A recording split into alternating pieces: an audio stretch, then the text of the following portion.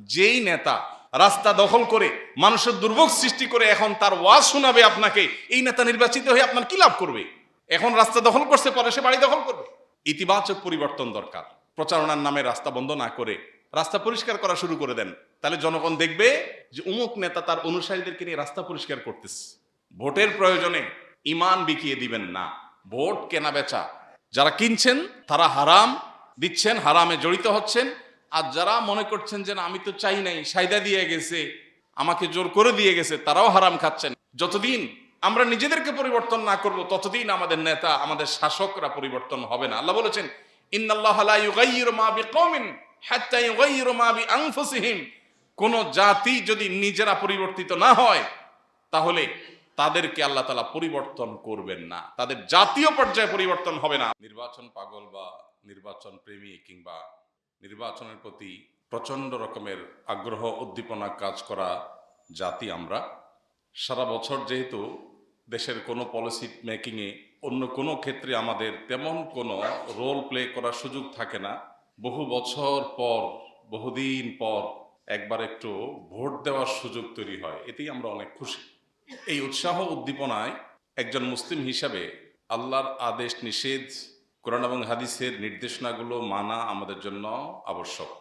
কোনো উন্মাদনা, কোনো উৎসাহ, কোনো উদ্দীপনা, কোনো আগ্রহ ইমানদারের আল্লাহর কাছে জবাবদিহিতার জায়গা থেকে বাইরে না। আমাদের প্রত্যেকটি আনন্দ, প্রতিটি বেদনা, প্রতিটি আগ্রহ, প্রতিটি অনাগ্রহ, প্রত্যেকটা বিষয়ের সাথে আল্লাহ রাব্বুল আলামিনের সন্তোষ এবং অসন্তোষের সম্পর্ক জড়িত আছে। এমন মনে করবার কোনো সুযোগ নাই এটা বোধহয় আমার ইমানদারের আল্লাহর গোলামি এবং দাসত্বের যে জীবন সেটার বাইরের জীবন। কি বলেন, এরকম কোনো জীবন আছে আমাদের? ইন্না সলাতি ওয়া নুসুকি ওয়া মাহইয়ায়া ওয়া মামাতি লিল্লাহি রাব্বিল আলামিন। আমাদের নামাজ, আমাদের কোরবানি, হজ, আমাদের জীবন, আমাদের মরণ সব কিছু আল্লাহর জন্য উৎসর্গ আমরা করেছি। ইসলাম গ্রহণ করার মানে আল্লাহ রব্বুল আলমিনকে রব্বুল আলমিন হিসাবে, এলাহুল আলমিন হিসাবে, তাকে মাবুদ এবং উপাস্য হিসাবে, একমাত্র আমার আদেশ এবং নিষেধের মালিক হিসেবে স্বীকৃতি দিয়ে আমি তার দাসত্ব গ্রহণ করলাম, মানে ইসলাম গ্রহণ করলাম। অতএব আমাদের জীবনের এই অংশটা, এই পার্টটা, যেটা এখন আমরা যেটার সাথে জড়িয়ে আছি বা যেটার সাথে আমরা জড়িত আছি, এই পার্টটাকে আমাদের মুসলমানি জীবনের বাইরের কোনো পার্ট বা অংশ মনে করবার কোনো কারণ নাই। দুর্ভাগ্যজনক হলেও সত্য যে নির্বাচনকে ঘিরে আমরা প্রার্থীরা বলুন, রাজনৈতিক দলগুলো বলুন, আমরা যারা সাধারণ ভোটার আছি তারা বলুন, কিংবা প্রার্থীদের যে সমস্ত কর্মী বা নেতা আছেন, এজেন্ট আছেন, তাদের কথা বলুন, কিংবা প্রশাসনের বিভিন্ন শ্রেণীর কর্মকর্তা বা বিভিন্ন সেক্টরের মানুষজন যারা যেভাবে ইনভলভ আছেন এর সাথে, আমরা অনেকেই এই নির্বাচনকে ঘিরে এমন অনেক কাজ করছি যেগুলো অ্যাজ এ মুসলমান আমাদের করার কোনো রাইট নাই, কোনো সুযোগ নাই। আল্লাহর কাছে জবাবদিহিতার কাঠগড়ে আমাদেরকে দাঁড়াতে হবে। এই কারণে এরকম অনেকগুলো বিষয় আছে। আমরা খুব ছোট ছোট করে কয়েকটা বিষয় আপনাদেরকে স্মরণ করিয়ে দিতে চাই, যাতে আমরা অন্তত এই ভায়োলেশনগুলো থেকে, এই অন্যায় থেকে বেঁচে থাকার চেষ্টা করি এবং সামাজিক সচেতনতা সৃষ্টি করতে পারি। নাম্বার 1, নির্বাচনকে ঘিরে যে সমস্ত শরিয়ার ভায়োলেশন হয়, কোরআন এবং হাদিসের বাইরের যে সমস্ত কাজ সেগুলো হয়ে থাকে, এর মধ্যে অন্যতম বা মোটা দাগের সবচেয়ে বড় যে সমস্যাটা হয় সেটি হলো আমরা গণতান্ত্রিক বিধি ব্যবস্থায় অভ্যস্ত। এই সমাজে আমরা অনেক প্র্যাকটিসিং মুসলমান আছি, আমরা ভুলেই গেছি কোরআনে কারীমের একটি আয়াত।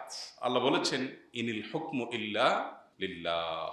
শাসন, নির্দেশ, এটা শুধুই চলবে কার? আল্লাহ।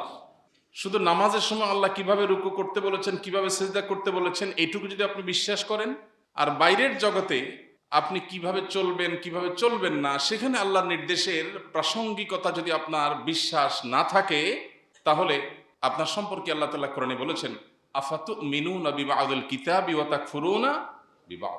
তোমরা কোরআনের কিছু অংশের প্রতি ঈমান আনো আর কিছু অংশকে অস্বীকার করো। ব্যাপারটা কি সেরকম? গণতান্ত্রিক এই বন্দোবস্ত, এটা বড়জোর আমাদের সমাজের বিদ্যমান বাস্তবতা, এর বাইরে কিছু না। এটাই মানবতার একমাত্র চূড়ান্ত বা বাস্তবিক সমাধান না। আমরা যারা 5 ওয়াক্ত নামাজ পড়ি, অনেক প্র্যাকটিসিং মুসলমান আছেন, নিয়মিত ইসলাম প্র্যাকটিস করার চেষ্টা করেন, এরকম অনেক ভাই বোন আছে। এই জায়গায় বড় দাগের বিশ্বাসগত ত্রুটি, ইমানের ত্রুটি আছে। আমরা অনেকেই মনে করি যে এই যুগে মানুষের শাসিত হওয়ার, সমাজ শাসিত হওয়ার, সমাজে ন্যায় নিষ্ঠা, ন্যায় বিচার, সবার অধিকার প্রতিষ্ঠা হওয়ার একমাত্র রুট হলো গণতন্ত্র। গণতন্ত্রে অনেক ভালো ভালো কথা বলা আছে যেগুলোর সাথে ইসলামের হয়তো সংঘর্ষ নাই, কিন্তু মোটা দাগে ইসলামটা হলো দাসত্ব, আল্লাহর শাসন, আল্লাহর, যারা আল্লাহর প্রতি বিশ্বাস করবে না তাদের অধিকারও সুসংরক্ষিত, তাদের অধিকারও সুসংরক্ষিত। আমরা গণতান্ত্রিক সমাজে থাকার পর ইসলামিক রাজনীতি যারা করেন তারাও অনেক সময় দেখা যায় যে তারা ইসলামের যে সুমহান জীবন ব্যবস্থা, ইসলামের যে সুমহান নীতিমালা, কোর যে ইসলামের বিষয়গুলো আছে, সে বিষয়গুলোকে অনেক সময় আমরা ভুলে যাই। ভিন্ন বাস্তবতার সাথে অভ্যস্ত হতে হতে আমরা ভুলে যাই যে আমাদের শাসিত হওয়ার কথা আল্লাহর আদেশ এবং নিষেধ দ্বারা। গণতন্ত্রের অনেক বিউটি আছে, থাকতে পারে। আল্লাহ রাব্বুল আলামিন কোরআনে কারিমে আহলে কিতাবদের, অমুসলিমদের, ইহুদি খ্রিস্টানদের মধ্যে যে ভালো গুণ ছিল তখন, সেগুলোর প্রশংসা আল্লাহ কোরআনে করেছেন। যে আহলে কিতাবদের মধ্যে কেউ কেউ আছেন, তাদের কাছে তোমরা যদি কিছু অর্থ করে রাখো তাহলে তারা আমানতদারিতার সাথে ফেরত দিবে। সবাই অসৎ না, ব্যক্তিগত জীবনে অনেকে সৎ আছেন, আল্লাহ তাআলা সেই স্বীকৃতি দিয়েছেন। অতএব গণতান্ত্রিক বিধি ব্যবস্থার ভালো দিক থাকতে পারে কোনো কোনো ক্ষেত্রে, কিন্তু বাস্তবতা হলো যে আজকে গোটা বিশ্বব্যাপী আমরা যদি তাকাই দেখতে পাবো সভ্যতার আড়ালে নীরব নিষ্পেষণের এক অন্যতম যন্ত্র হিসাবে এটা আজ ব্যবহার করা হচ্ছে। আপনি যদি আফ্রিকা যান, আফ্রিকার সম্পদ লুট করাটাকে হালাল মনে করে এই তথাকথিত গণতন্ত্রের মহাজনেরা, ইউরোপিয়ান দেশগুলো এই গরিব আফ্রিকানদের সম্পদ লুট করাকে তাদের অধিকার মনে করে। এক একটা গরিব দেশে তাদের অনেকগুলো এয়ারপোর্ট করা, নিজেদের বিমান এসে নামে এবং চলে যায়, সেখানকার বিভিন্ন মূল্যবান সম্পদ তারা চুরি করে, বরং ডাকাতি করে। এটাকে তাদের অধিকার মনে করে। এটা বাধা দিতে আসলে সেটা সন্ত্রাস হয়, আর সেই সন্ত্রাস দমন করার জন্য তথাকথিত শান্তিরক্ষা মিশন প্রতিষ্ঠা করে। এই বাস্তবতা বুঝেন না আজকের পৃথিবীতে এমন মানুষ কয়জন আছে যারা এটা করেছেন। এখন তাদের উপর আবার আরেক শক্তির চোখ পড়েছে, এখন তারা আবার এদের একটা ভূখণ্ড নিয়ে যেতে চায়, মনে চাইলো নিয়ে যাবে। যাই হোক, আমি যে জায়গায় ছিলাম সেটি হলো আল্লাহ রাব্বুল আলামিনের আদেশ নিষেধ দ্বারায় আমরা শাসিত হওয়ার, বিশ্ববাসী পরিচালিত হওয়ার বাইরে অন্য কোনো এমন বিকল্প নেই যে জীবন আপনার পরিচালনার পদ্ধতি বা পলিসি পৃথিবীর মানুষকে সবার অধিকার সমান হারে যথাযথভাবে দিতে পারে, প্রতিষ্ঠিত করতে পারে, প্রকৃত অর্থে ইনসাফ প্রতিষ্ঠিত করতে পারে। এরকম ব্যবস্থাপনা ইসলাম ছাড়া আর কোনোটাই নাই। কোনোটা সাময়িক খুব মুখরোচক মনে হবে, একটা সময় সেটার বাস্তবতা মানুষের কাছে উপলব্ধি হবে, পরিষ্কার হবে, টুডে অর টুমরো। এই বিশ্বাসের জায়গাটা আমাদের কাছে একেবারে স্পষ্ট থাকতে হবে। হ্যাঁ, আমরা একটা বিদ্যমান বাস্তবতার মধ্যে আছি।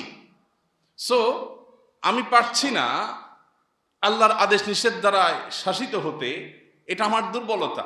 আমি যেই রাজনীতি করি না কেন, এটা আমার দুর্বলতা যদি স্বীকার করি যে এটা আমরা পারছি না, এটা আজকের বিশ্ব বাস্তব ব্যবস্থা বা আমাদের সমাজ ব্যবস্থার বা আমাদের নিজেদের ত্রুটি, আমাদের ঘাটতির জায়গা, এর জন্য বরং ইস্তেগফার যদি করি, আল্লাহর কাছে অপরাধের বোধ যদি থাকে, তাহলে এটা ক্ষমা আছে। আর যদি মনে করি না, ইসলাম এখন চলে না, আসলে ইসলাম নামাজ রোজা ঠিক আছে, ওয়াজ নসিহত ঠিক আছে, কিন্তু এই সমস্ত বিষয়গুলোর ক্ষেত্রে ইসলামের সেই কার্যকারিতা নাই, এরকম যদি কেউ মনে করে, বিশ্বাস করে, তাহলে আর যা হোক তার নিজেকে মুসলিম দাবি করবার কোনো সুযোগ থাকে না। আল্লাহ রাব্বুল আলামিন বলেছেন, ইনিল হুকমু ইল্লা লিল্লাহ, শাসন আল্লাহর।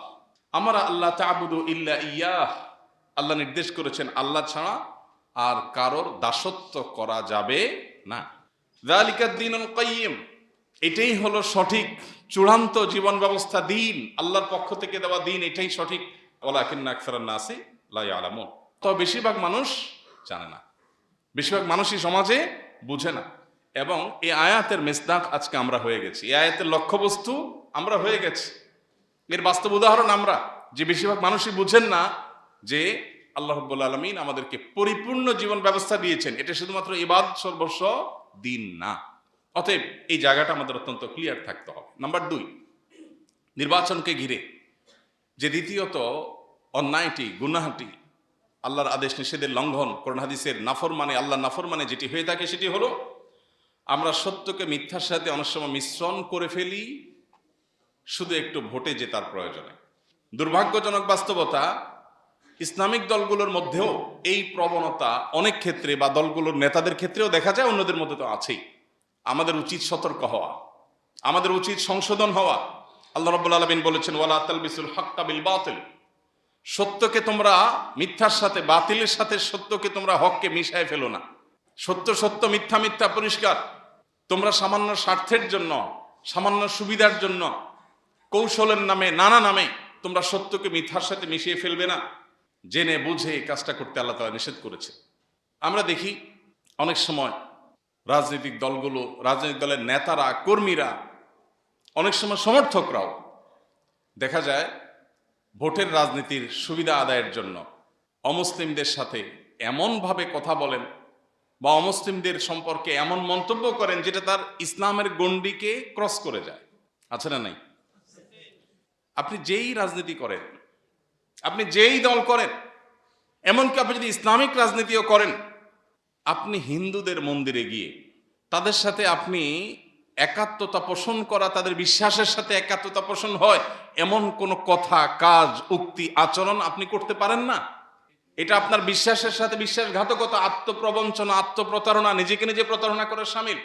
আপনি বিশ্বাস করছেন লা ইলাহা ইল্লাল্লাহ, আল্লাহ ছাড়া সত্যিকারের কোনো মাবুদ নাই, এটা আপনার বিশ্বাস। বাট আপনি বলছেন যে সবই ঠিক আছে, রুট সব ঠিক আছে, অথবা আপনি তাদেরকে খুশি করার জন্য এমন কিছু করলেন যেটা তাদের শিরকে শামিল হওয়ার অন্তর্ভুক্ত।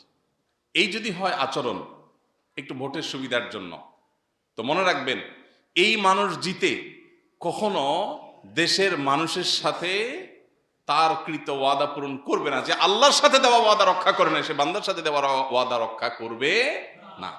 সাময়িক ভালো সাজা, দুনিয়াতে কিছু সুবিধা হয়তো আপনাকে এনে দিবে, মনে রাখবেন আল্লাহর কাঠগড়ার আসামি হওয়া থেকে আপনি রক্ষা পাবেন না।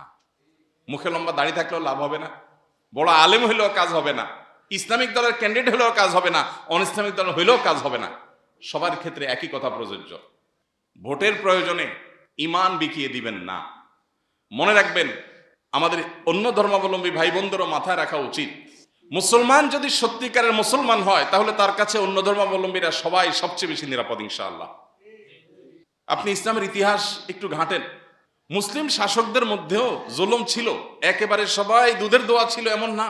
কিন্তু তুলনামূলক মুসলিম শাসকদের শাসন যখন পৃথিবীতে ছিল, বেশিরভাগ ক্ষেত্রেই দেখা যায় যে তারা অন্যদের মতো পৃথিবীকে নিষ্পেষণ আর জুলুম উপহার দেন নাই। তারা চেষ্টা করেছেন, তাদের ত্রুটি বিচ্যুতি এগুলোকে স্বীকার করে নিয়েও বলতে হবে যে তারা চেষ্টা করেছেন পৃথিবীকে ইনসাফ উপহার দেওয়ার। বেশিরভাগ ক্ষেত্রে এটা ঘটেছে, বিচ্ছিন্ন বা ব্যতিক্রম ঘটনাও আছে। এরপরও আমাদের সমাজে কেউ যদি সত্যি আল্লাহকে ভয় করেন তাহলে তিনি কোনো অমুসলিমের সম্পদ দখল করতে পারেন না। পারেন? অন্য ধর্মাবলম্বী হলে তার সাথে আমার মতের ভিন্নতা আছে, আমি মনে করি সে ভ্রান্ত ভুল পথে আছে, আমি মনে করি সে শিরকে লিপ্ত আছে, আমি মনে করি সে আল্লাহর নাফরমানি করছে, তাই বলে তার সম্পদের একটা সুতো এটা দখল করার কোনো অধিকার ইসলাম আমাকে দেয় নাই। তার প্রতি কোনো অবিচার করার, তার সাথে কোনো মুসলমানের দ্বন্দ্ব হলে মুসলমান আমার লোক বলে, নামাজি মানুষ বলে, আমার দিনী ভাই বলে তার পক্ষ অবলম্বন করে কোনো অমুসলিমের অধিকার বিন্দু পরিমাণ নষ্ট করার কোনো রাইট ইসলাম আমাকে দেয় নাই। অতএব আমি অন্য ধর্মাবলম্বীদের অধিকার আদায় করবার জন্য তাদের সাথে গিয়ে তাল মিলানোর দরকার নাই, আমার নিজের ভালো মুসলমান হওয়াটাই যথেষ্ট ইনশাআল্লাহ। প্রিয় ভাইরা আমার, এই জায়গাটাতে আমাদের অনেকে পা পিছলে ফেলেন। কোনো পলিটিশিয়ানদেরকে দেখি, বিভিন্ন দলেই বিভিন্ন পলিটিশিয়ানদের ক্ষেত্রে দেখি মাশাআল্লাহ এই ক্ষেত্রে অত্যন্ত বিচক্ষণতার পরিচয় দেন, দায়িত্বশীল মন্তব্য করতে জানেন, আমার ইমানের সাথে কোনটা যায় কোনটা যায় না এটা জানেন।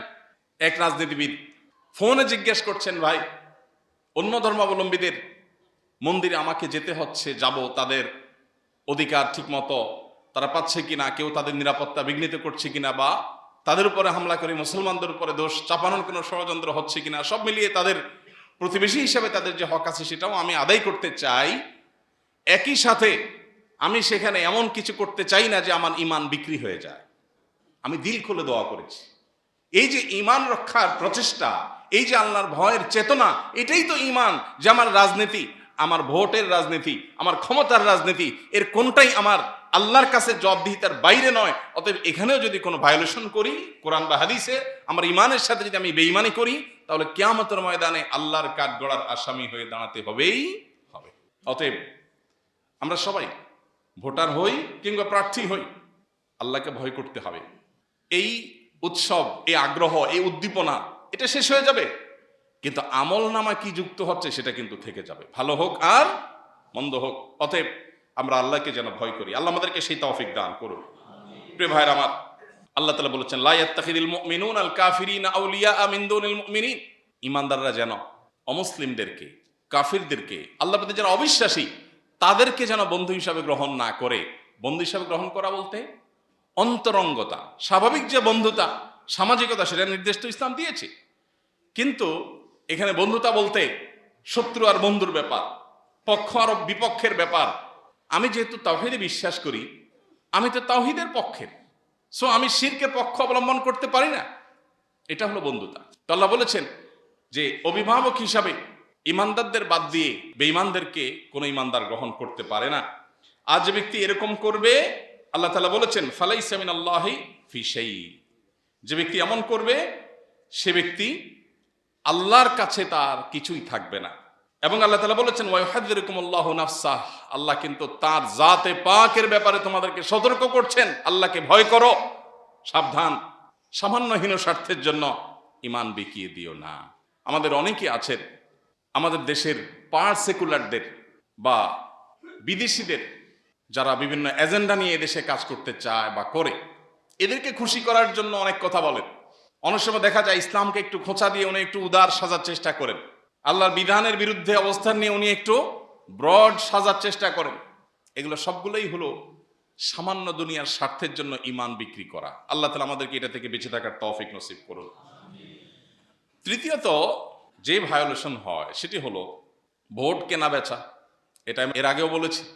নির্বাচনকে ঘিরে, সেটা জাতীয় নির্বাচন হোক আর স্থানীয় নির্বাচন হোক, নির্বাচনকে ঘিরে এই অপরাধ, এই অন্যায় আমাদের দেশে ওপেন সিক্রেট। প্রচলিত আইনে সেটা নিষিদ্ধ হওয়া সত্ত্বেও আমরা দেখা যায় এই কাজটা অনেক সময় করি। যে বা যারা এটার সাথে জড়িত থাকবেন, আপনি শুধু টাকা বন্টনের দায়িত্ব পাইছেন, টাকা বন্টন করতেছেন, তাহলে এক্ষেত্রে আপনিও দায়ী থাকবেন। মনে রাখবেন, এই মতামত দেওয়া, আমি আমার মত বললাম, ভোট দিলাম মানে আমার মত জানালাম, সাক্ষ্য দিলাম, এটা এক প্রকারের সাক্ষ্য। আমরা গণতান্ত্রিক বিধি ব্যবস্থা সম্পর্কে বলেছি যে আল্লাহ রাব্বুল আলামিন আমাদেরকে যে জীবন ব্যবস্থা দিয়েছেন সেটা আমাদের কাছে পরিষ্কার এবং সেটাই হলো আমাদের একমাত্র অবলম্বন। আর গণতান্ত্রিক বিধি ব্যবস্থা বন্দোবস্ত, এটা হলো আমাদের সমাজের বিদ্যমান বাস্তবতা মাত্র। এর মধ্যে থেকেও যখন আমি মতামত দেবার সুযোগ পেয়েছি, আমি আমার সাধ্য অনুযায়ী আমার বিবেক বুদ্ধি খরচ করে দেশের মুসলিম মিল্লাতের এবং ইসলামের স্বার্থ, এটা আমার মাথায় থাকবে সর্বাগ্রে। একজন সৎ যে মানুষটা জিতে পাপাচার করে, অন্যায় অনাচার করে, জুলুম অবিচার করে, খুন রাহাজানি করে, মাস্তানি গুন্ডামি করে মানুষের জীবন অতিষ্ঠ করবে এবং তার দায়ভার আমাকেও বহন করতে হবে তাকে এই পর্যন্ত যাইতে হেল্প করার কারণে, সেই লোককে আমি ভোট দিচ্ছি কিনা বা আমার ভোটটা সেখানে যাচ্ছে কিনা, এই জবাবদিহিতার বোধ যেমন বিবেকের কাছে থাকতে হবে, ঠিক একইভাবে সামান্য একটু স্বার্থের কারণে বিক্রি হয়ে যাচ্ছে কিনা, সামান্য একটু স্বার্থের কারণে আমি নিজের আদর্শ বেঁচে ফেলছি কিনা। সাক্ষ্য বিক্রি করা যায় না। অনেক জিনিস বেচা যায়, যেটা বেচা যায় সেটা বেচেন, শরিয়া যেটা আপনাকে অনুমোদন করেছে। কিন্তু আপনার কোনো জায়গায় সাক্ষী দেওয়ার ব্যাপার আসছে, কোনো একটা ইস্যুতে কোনটা সত্য, কোনটা উচিত, কোনটা আপনার বেশি হকদার, এইটা বলার জন্য আপনার কাছে বল আপনার কোর্টে গেছে, আপনি মতামত দেবার সুযোগ পেয়েছেন। এখন যদি আপনি সুবিধা নিয়ে সত্য কথাটাও বলেন, তারপর আপনি হারাম করুন। আমি কি বুঝাতে পারছি? টাকার বিনিময়ে যদি সত্যটাও বলেন, তারপরও আপনি হারাম খেয়েছেন। কারণ সত্য আপনি এমনিতেই বলতে বাধ্য।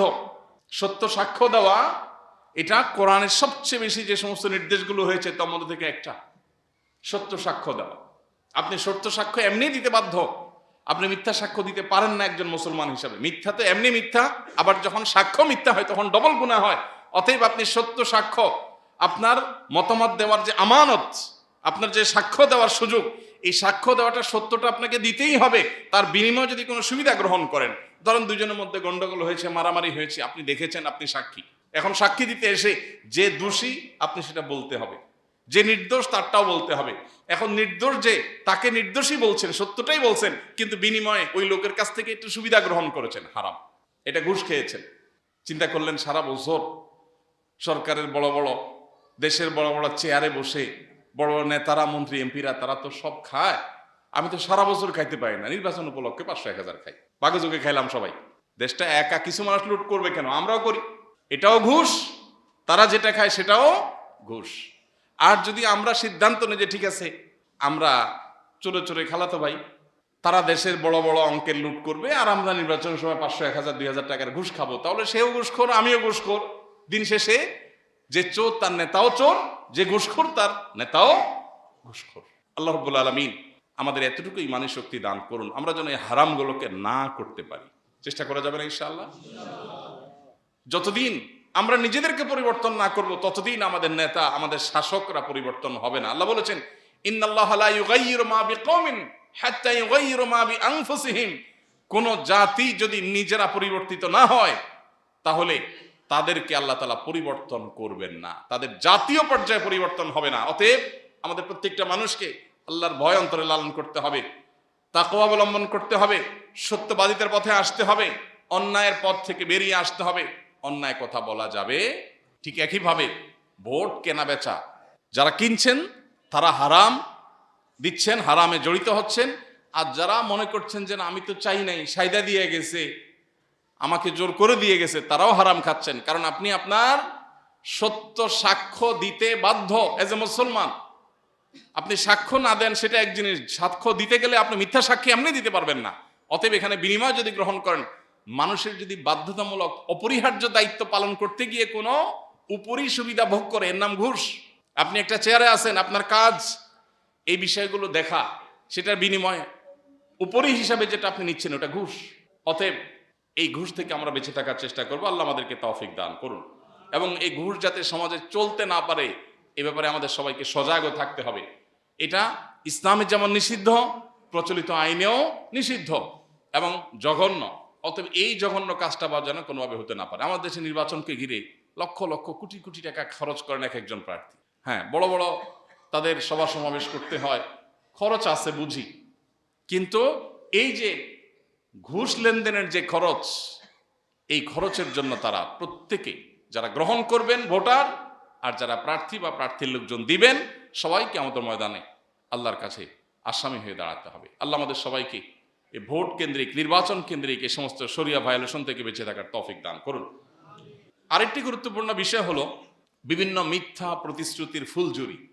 এটা নির্বাচন আসলে আমরা সাধারণ মানুষ বিশেষ করে শুনতে শুনতে আমাদের কান ঝালাফালা হয়ে যায়, তাই না? মিথ্যা প্রতিশ্রুতির ফুলঝুরি, আমি এটা করব, আমি সেটা করব, আমার দল এটা করবে, আমার দল সেটা করবে।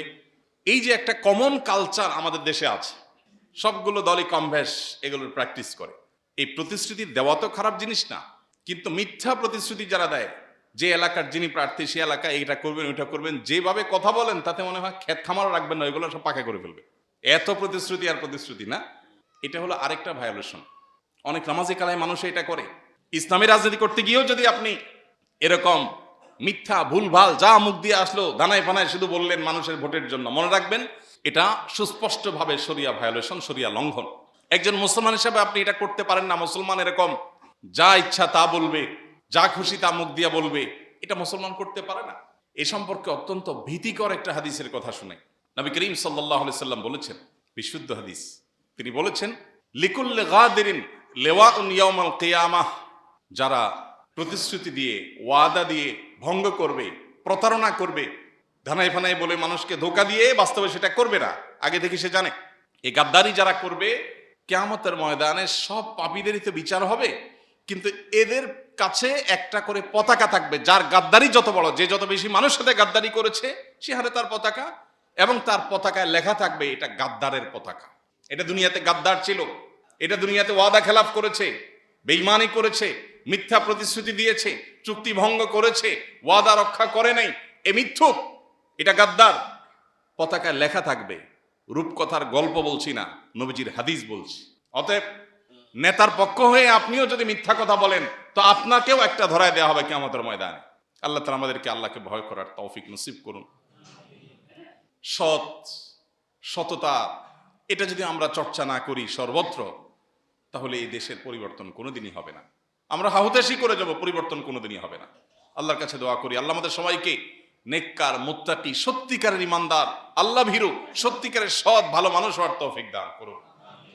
তাহলে নির্বাচন কেন্দ্রিক বা ইলেকশনকে ঘিরে যে সমস্ত শরিয়ার লঙ্ঘন, অন্যায় আচরণগুলো হয়ে থাকে, এর মধ্যে একটা হলো মিথ্যা প্রতিশ্রুতি দেওয়া, ধোঁকা দেওয়া মানুষকে।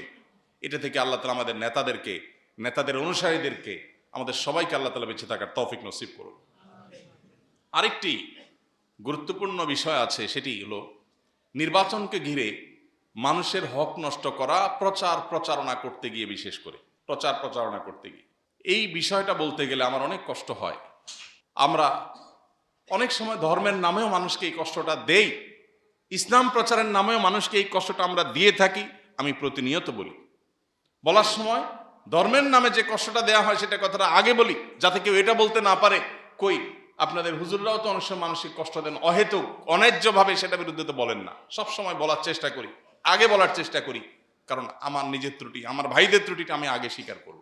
যেই কোনো শব্দ দূষণ, যেই কোনো শব্দ দিয়ে মানুষের অতিষ্ঠ হওয়ার মতো পর্যায়ে চলে যায়, সেটা গভীর রাত পর্যন্ত দূর দূরান্তে মাইক লাগিয়ে ওয়াজ মাহফিল করে হোক, কোনো বিবাহ, কোনো আকিকা, কোনো অনুষ্ঠানকে কেন্দ্র করে দূর দূরান্ত পর্যন্ত মাইক লাগিয়ে হাই ভলিউমে, ফুল ভলিউমে গান বাজনা বা করে হোক, কিংবা সেটা নির্বাচনী বা রাজনৈতিক কোনো সভা সমাবেশ, এটাকে ঘিরে দূর দূরান্ত পর্যন্ত মাইক লাগিয়ে চিৎকার চেঁচামেচি করা হোক, যেটাই হোক না কেন, মানুষকে অতিষ্ঠ করে, মানুষের ঘুম হারাম করে আপনি কোনো আনন্দ করতে পারেন না, আপনি কোনো রাজনীতি করতে পারেন না, আপনি কোনো দিন বা ধর্ম চর্চা করতে পারেন না। আপনি বলবেন তাহলে আজান কতক্ষণ সময়ের ব্যাপার, 1 মিনিট? তাও তো আল্লাহ তাআলা রাত 12টা বাজে আজান দিতে বলেননি। ভোরে ফজরের যে আজানের সময়, এই সময়টা ঘুম থেকে উঠার সময়, তারপরেও তো সেটা 1 মিনিটের ব্যাপার। সেটাও যদি প্রয়োজনের বাইরে অযৌক্তিকভাবে ওয়াজ মাহফিল, যেরকম হয়তো শ্রোতা আছে কিছু, 50টা মাইক লাগাইলেন, একদম বাজারে এমন জায়গায় লাগাইলেন যে বাজারে মানুষের কেনা বেচাই বন্ধ, ফোনে কথা বলা বন্ধ।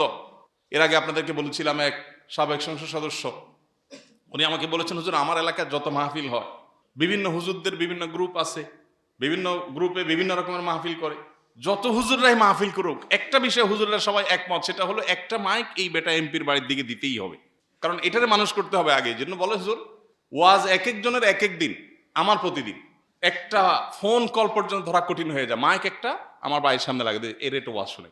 এটা কি ওয়াজ শোনা হয়? আমার তো আরো মনে কষ্ট হয়, আমার তো শোনার আগ্রহ জাগে না। লোকটা খুবই দিনদার, নামাজি কালামি মানুষ।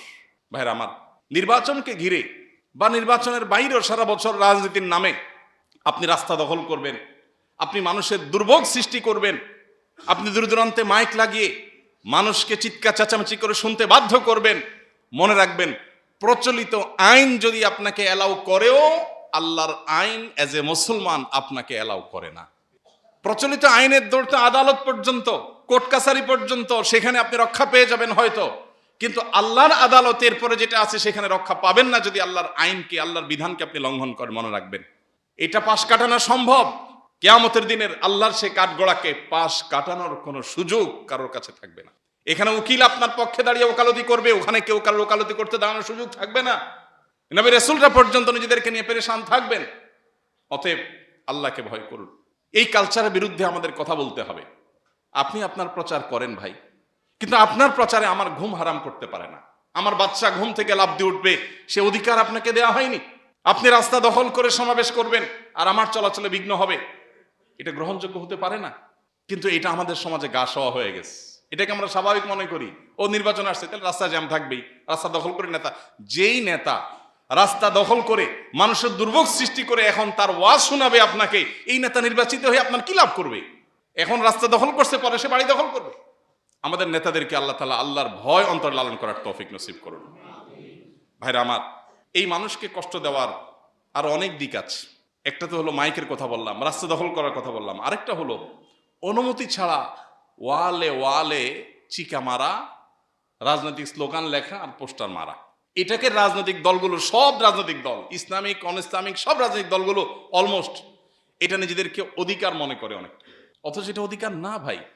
হ্যাঁ, কিছু কিছু ওয়ালে বলাই থাকে, ঠিক আছে, বা আপনার হাবভাব দেখে বোঝাই যায় যে ঠিক আছে যে কোনো কেউ মারতে পারে, সেই হিসেবে আপনি মারেন সেখানে। কিন্তু অনেক ওয়াল আছে যে ওয়ালগুলোতে লেখাই থাকে ভাই এখানে পোস্টার মারবেন না, কিন্তু আপনি যে সেখানে বিসমিল্লাহ পড়ে মারতেছেন, কি বলেন? এমনকি আপনি যদি ওয়াজ মাহফিলের পোস্টারও সেখানে লাগান, মনে রাখবেন আপনি একটা গুনাহ করলেন, কারণ একজন তার ওয়াল এটাকে আপনি ইসলাম প্রচারের জায়গা হিসেবে ব্যবহার করতে পারেন, উনি দিতে বাধ্য, ব্যাপারটা সেরকম না। উনি যদি অনুমতি দেন আলহামদুলিল্লাহ, অনুমতি না দিলে আপনি লাগাইতে পারেন না। এখন আপনি আমাকে বলেন বাংলাদেশের যত মানুষের ওয়ালে এগুলো লাগানো হয়, সত্যিকার অর্থে কোনো ওয়াল মালিক কি চায় যে আমার ওয়াল এটা লাগানো হোক? অনেক ওয়াল আছে ছেড়ে দিছে ওয়াল মালিক, ভাই লাগা যার যা মনে চায়, কারণ কিছু যখন করার নাই কি আর করবো, ছেড়ে দিস। আসলে কি সে রাজি? আসলে কি সন্তুষ্ট? তাহলে তো আইন করে এটা নিষিদ্ধ হওয়া উচিত। এখন আইন যারা করার তাদের কাজ, বাট আপনি একজন মুসলমান হিসেবে আপনার বিবেককে প্রশ্ন করবেন, আমি এটা করতে পারি না। আপনার নেতার হয়ে আপনি পোস্টারটা লাগাচ্ছেন, আপনার যদি মনে হয় হ্যাঁ কিছু কিছু ক্ষেত্রে মৌন সমর্থন থাকে, একটা লোক এই দল করে, উনি এই দলের সমর্থক, আপনি জানেন তার ওয়ালে এই দলের প্রার্থী লাগালে উনি নাখোশ হবেন না, সেটাও আপনি জানেন, এটা আপনি লাগাইতে পারেন। কিন্তু কি করে টরে এসব দেখা দেখি নাই, লাগাবো, নেতার লোক আমরা, বাধা দিতে আসবে কে? সাহস আছে? ওয়ালি ভেঙে ফেলাবো দরকার হলে। ভাইরা আমার, এই অন্যায়গুলোকে আমাদের কাছে এখন আর অন্যায় মনে হয় না, এগুলো এখন স্বাভাবিক হয়ে গেছে। আমরা মনে করি এগুলো আমাদের অধিকার। আল্লাহ তাআলা আমাদের নেতাদেরকে, তাদের অনুসারীদেরকে, ভোটারদেরকে, আমাদের সবাইকে আল্লাহর ভয় অন্তরে লালন করার তৌফিক নসিব করুন। আরেকটা বড় ধরনের ভায়োলেশন হয়, সেটা হলো গীবত, শেকায়েত, মিথ্যাচার, পরস্পরকে দোষারোপ। ভোটের রাজনীতিতে সুবিধা পাওয়ার জন্য একজন একটা কথা বলেছে, দুর্বলতা পাইছেন, বেচারা হয়তো মুখ ফসকে বলে ফেলছে, তার আসলে এটা ইন্টেনশন ছিল না, আপনি বুঝতেছেন, কিন্তু পাইছেন আর পাবেন, এটা দিয়ে এবার তার গোষ্ঠী উদ্ধার করলেন। আর আল্লাহর নামে সওয়াবের নিয়তে ফেসবুক এটার বিরুদ্ধে গোষ্ঠী উদ্ধার করা শুরু করে দিলেন। ব্যাপক সওয়াব হবে তো না? আপনি নিজে জানেন যে এটা বেচারার স্লিপ অফ টাং, এটা বেচারা মুখ ফসকে বলে ফেলছে, সে সরিয়ে বলেছে, আপনি জানেন, কিন্তু আপনি পাইছেন আর পাবেন, এটা দিয়ে তারা ঘায়েল করলেন। এই অসুস্থ রাজনীতির এই ধারা, এগুলো শুধু পার্থিব বিষয় না, এগুলো আমাদের আমলনামা সংক্রান্ত বিষয়। এর জন্য কেউ আমাদের জবাবদিহি করতে পারে। আল্লাহ তাআলা আমাদেরকে আল্লাহর ভয় অন্তরে লালন করার তৌফিক দান করুন। আমরা যারা সাধারণ মানুষ, আমরা অনেকে মনে করি হুজুর এগুলো তো আমাদের ইস্যু না, এগুলো নেতাদেরকে যায় শুনান, আমরা তো এগুলো করি না। আমরাও করি। আমরা অনেকে সুযোগের অভাবে সৎ, সুযোগের অভাবে সৎ, মানে এই চান্স আপনি পান না সেজন্য করেন না, চান্স পেলে আপনিও ছাড়েন না। চায়ের দোকানে বসে গীবত, শেকায়েত, বেহুদা আলাপ, অপ্রয়োজনে প্রয়োজনে মিথ্যা, জেনে না জেনে, বুঝে না বুঝে যে দল করেন তার বিরুদ্ধে, দলের বিরুদ্ধে যা খুশি তা করলেন, যা খুশি তা বললেন, মিথ্যা এবং বানিয়ে বানিয়ে কথা। এগুলো তো রাজনীতির জন্য জায়েজ নাকি? রাজনীতির জন্য জায়েজ? আল্লাহ তাআলা আমাদেরকে বোঝার তৌফিক দান করুন। সর্বশেষ যেটি বলতে চাই, যদিও আমার এই কথা প্রার্থীদের কাছে কতটা কয়জনের কাছে পৌঁছাবে সেটা যায় না, সেটা হলো যে ইতিবাচক পরিবর্তন দরকার। প্রচারণার নামে রাস্তা বন্ধ না করে রাস্তা পরিষ্কার করা শুরু করে দেন, তাহলে জনগণ দেখবে যে অমুক নেতা তার অনুসারীদেরকে নিয়ে রাস্তা পরিষ্কার করতেছে, এবং এটা দেখার কারণে মানুষের সিম্প্যাথি আরো বাড়বে। রাস্তা দখল করে তার দুর্ভোগ সৃষ্টি করলে সে আপনাকে ভোট দিবে না, বদদুয়া দিবে বরং। কিন্তু যদি দেখে যে নেতার লোকজন আমাদের কাজ করতেছে, অন্তত অভিনয় করে হলেও নির্বাচনের সময়টার জন্য হলেও যদি সব প্রার্থীরা দেশের সব রাস্তাঘাটগুলো মেরামতের কাজ শুরু করে দেন, পরিষ্কার করার কাজ শুরু করে দেন, নির্বাচনকে ঘিরে আর কিছু পাই আর না পাই, একটা পরিচ্ছন্ন দেশ কিছুদিনের জন্য হলেও পাইতাম আমরা। গ্রামে যে সমস্ত রাস্তা ভেঙে গেছে, কালভার্ট ভেঙে গেছে, মাটি কাটা পড়ে গেছে, নেতাদেরকে নিয়ে গেঞ্জি গায়ে দেন অমুক মার্কার লোক, অমুক নেতার লোক, এবং সেটা আপনি মেরামত করেন, আমরা জনগণ দেখে বুঝবো মাশাআল্লাহ ভোটে জিতার আগে থেকেই জনগণের সেবা করতেছে, তাহলে জিতলে কিছু সেবা করবে অন্তত। আর জিতার আগেই যদি দুর্ভোগ শুরু করে দেন, মাইক লাগায় আপনার ওয়াজ শুনতে বাধ্য করেন, আপনি যদি অতিষ্ঠ করেন, রাস্তা দখল করেন, তো মানুষ কোত্থেকে আপনাকে ভোট দিবে? ইতিবাচক পরিবর্তন, ইতিবাচক প্রচারণা, ভিন্ন ধর্মী প্রচারণা, যেটা প্রচারণাও হবে, মানুষ উপকারও হবে, সেরকম চিন্তাধারা আমাদের প্রার্থীরা করতে পারেন। আল্লাহ আমাদেরকে সেই তৌফিক দান করুন। আমাদেরকে আল্লাহ তাআলা, সাধারণ মানুষকে আল্লাহ তাআলা সংশোধিত করুন, আমাদের নেতাদেরকেও সংশোধিত করুন। এদেশের যত সংকট আছে সব সংকট আল্লাহ তাআলা দূর করুন। নির্বাচনকে ঘিরে যে সমস্ত সহিংসতা হচ্ছে বা হতে পারে বলে আশঙ্কা করা হচ্ছে, আল্লাহ তাআলা সেগুলো থেকে আমাদেরকে, আমাদের দেশকে, এদেশের মানুষকে আল্লাহ তাআলা হেফাজত করুন, রক্ষা করুন। এই দেশকে আল্লাহ তাআলা শান্তি দিয়ে পরিপূর্ণ করে দিন। আমাদেরকে আল্লাহ তাআলা ইস্তেগফার করে, গণতওবা করে আল্লাহর দিকে ফিরে আসার তৌফিক দান করুন। আস-সুন্নাহ ফাউন্ডেশন, উম্মার স্বার্থে সুন্নাহর সাথে।